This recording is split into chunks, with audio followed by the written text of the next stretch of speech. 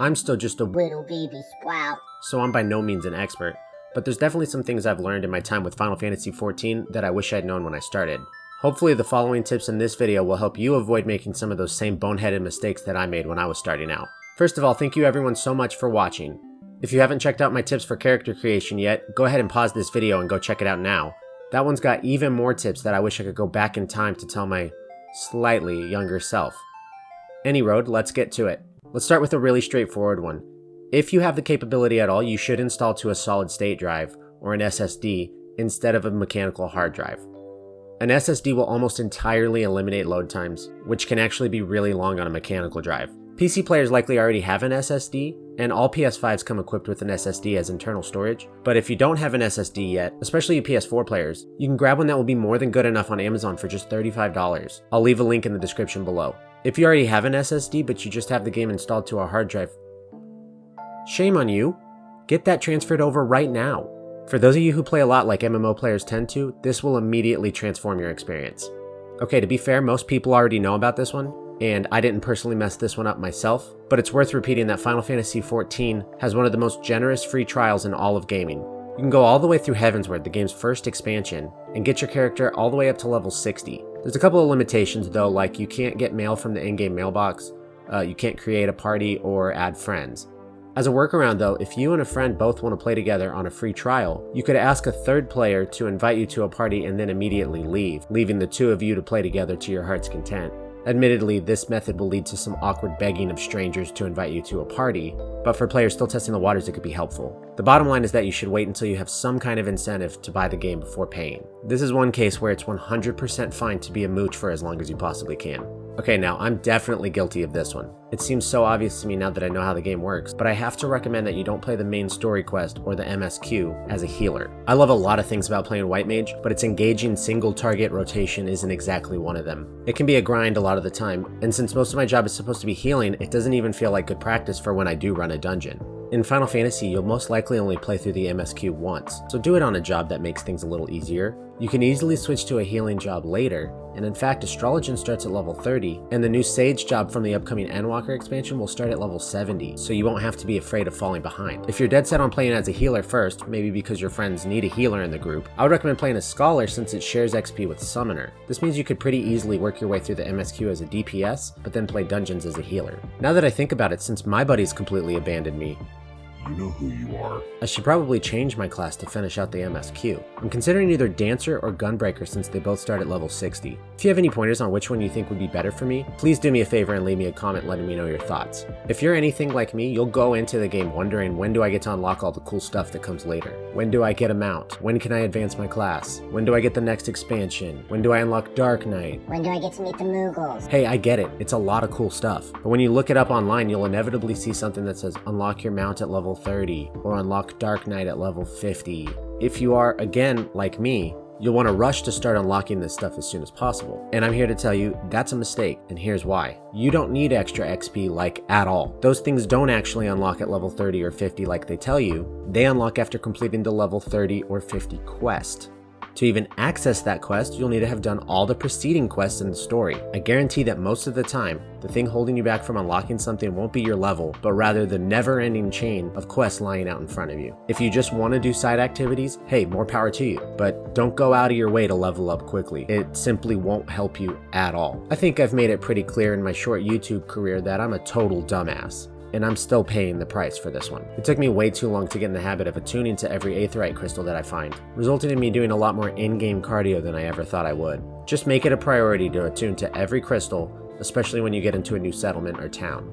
I'm still finding locations that I've been to in the past that I'm basically having to rediscover on foot because I didn't attune to the crystal. And as a bonus, if you unlock all the Aethernet points in a city, you'll unlock extra Aethernet points in the city, which can be a nice time saver. Quick side note, kind of related. During the A Realm Reborn MSQ, you'll be going back and forth to the Scion's headquarters, where there isn't an aetheryte crystal. I only realized at the very end of the story that I had a massive stack of envelopes in my inventory that when used would instantly teleport me to the Scion's headquarters. Don't be like me. check your inventory. On the topic of inventory, you may find yourself running out of space, especially in your armory chest, where the game keeps your gear separate from your regular inventory. Feel free to go ahead and sell most of that stuff you get, but make sure that you keep the cool looking stuff for later. The glamour system, that's Final Fantasy for transmog, is needlessly complicated. But the important thing for new players to know is that if you want to collect an item's appearance, you have to place that item in a glamour dresser. So if you sell an item, you won't be able to collect that appearance without getting the item again. So remember folks, if it's cool, hang on to it. Also, if you're interested in switching jobs down the road, it can be a good idea to keep some level 1 gear just to have when you switch. But this one's more optional. As you're leveling, go ahead and pick up all the blue quests that have that little plus icon. A blue quest means it unlocks something, and that something can range from unlocking a giant mechanic that's integral to the game later to opening a gate. Seriously. I would recommend you go ahead and do them all until you get a better feel for which ones matter and which ones don't. The only exception I can think of for sure early in the game is leave quests. You can pretty safely ignore those unless you're falling behind on XP, which we established earlier is pretty unlikely to happen. Besides, I think dungeons are probably a better way for XP. Also, make sure you're keeping up with your class quest. This is a big one as it actually unlocks new powers and abilities for you to use. You can tell when you have a new class quest because there will be a little marker in the top left corner when you have one available.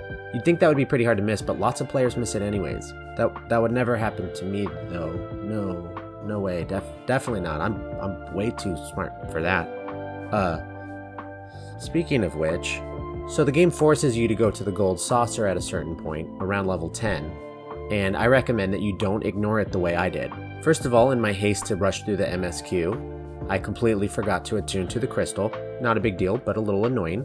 Okay, but that's not all. Listen to this. I'm working on an in-game Final Fantasy XV crossover event where you can get the car from Final Fantasy XV as a mount. Yeah, it's cool. After you finish a short series of quests, you can buy the car using the gold saucer currency called MGP. So I went to check how much MGP I had accumulated so far in the game, and instead of the game actually pulling up the menu, my character just turned his pockets inside out to show me how broke he was. I had completely ignored the gold saucer this whole time, so I had literally 0 MGP. I checked how much the car cost. Oh, don't worry, it's just a measly 200,000 MGP. I've calculated it and I figured out that I think I'll be able to grind it out and get enough by the time the event ends on October 18th. But if I had just played some of the games at the gold saucer periodically like a normal person, I might not have to do a grind at all. Besides, I'm finding the gold saucer to be actually pretty fun. 3 times every day you can do this little lottery scratcher thing, but it's also Sudoku kind of? I don't know, but I'm into it. There's also like a weekly lottery, which is more like a Powerball kind of lottery, where the price can be in the millions of MGP. Lastly, there's also these little mini games that pop up every 20 minutes that give a pretty good amount of MGP, and they're pretty fun to do at least every now and then. I'm not really looking forward to grinding them repeatedly, but such is life. I just want to give a couple quick notes about how to make a dungeon experience as enjoyable as possible for everyone in your party. I'm going to assume that everybody knows the basics of dungeons at this point, like the tank needs to keep aggro on enemies, the DPS needs to let the tank pull first, and the healer should be focused on healing. One of the things I see the most is if you're the tank, feel free to set the pace to whatever you need to keep the party from wiping. And if you're the healer, feel free to let the tank know if they're going too fast for you. I know that especially coming from other MMOs, it can feel like you have to go insanely fast or the other players will be Mean to you. But this actually doesn't happen too much in Final Fantasy from my experience. Slow it down if you need to. After all, a party wipe would be much slower in the end. A couple notes about positioning in a dungeon. The tank should always know that they get aggro and then pull the boss facing away from the rest of the party. And then melee DPS should be attacking the boss from the back. What I see as more of an issue is what ranged DPS do. They should ideally be grouped up right around the healer so they're always in range of the healer's spells. I've had far too many parties where a black mage or a bard is just out of reach of my healing spells, which can result in some mild discomfort, headaches, nausea, or in extreme cases, even death. Once you've gotten to your spot, make sure that you stay there unless there's a mechanic that forces you to move, and then once the mechanic is over, move back. Early on in my Final Fantasy career, I was guilty of running around like a maniac during bosses for absolutely no reason. Don't be like me. So there you have it, those are the things I wish I knew going into the game. And yes, all of these other than the free trial one, I learned from experience the hard way. Learn from my mistakes, children.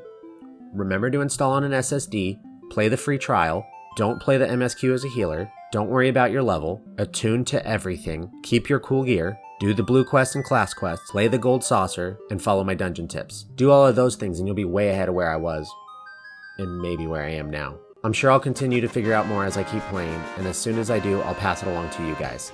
As always, thank you so much for watching.